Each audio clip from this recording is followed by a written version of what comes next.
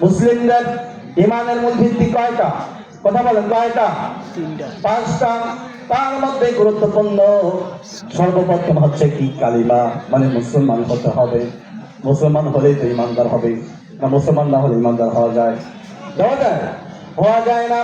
মুসলিম হতে হলে তারপর দ্বিতীয় নাম্বার, সেটা হচ্ছে সালাত কায়েম করতে হবে। কি করতে হবে?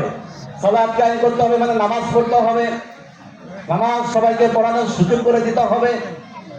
এরপর যেগুলো আছে তার মধ্যে কি হচ্ছে? সিয়াম, মানে রোজা।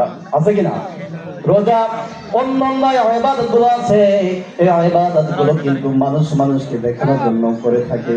কারণ নামাজ পড়া এমন লোক আছে খুঁজে পাওয়া যায় না, কোনোদিন মসজিদে পাওয়া যায় না, কোন আত্মীয় স্বজন বাসায় গেলে নামাজ পড়ে, সম্মানিত উপস্থিতি নয়, কোনোভাবে সম্ভব নয়। কিন্তু এরপর মুসলিম আমরা কি করি? এই রোজাটাকে বাদ দিয়ে দেয়। সম্মানিত উপস্থিতি, রমজান মাস আমরা যা কিছু করেছি, ইবাদত গুলো করেছি, ইবাদত গুলো আমাদেরকে মেনে চলতে হবে। রমজান চলে গেল, অনেক মুসলমান আমরা এমন রয়েছি, রমজান চলে গেছে, আমরা কিন্তু ইবাদত গুলো বাদ দিয়ে দেই, কোনোদিন রোজা রাখি না।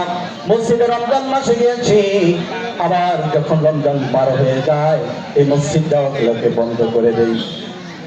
সেজন্য আমাদের এই রমজান থেকে শিক্ষা নেওয়ার কোনো বিষয় আছে কিনা? রমজান থেকে আমাদেরকে শিক্ষা নিতে হবে।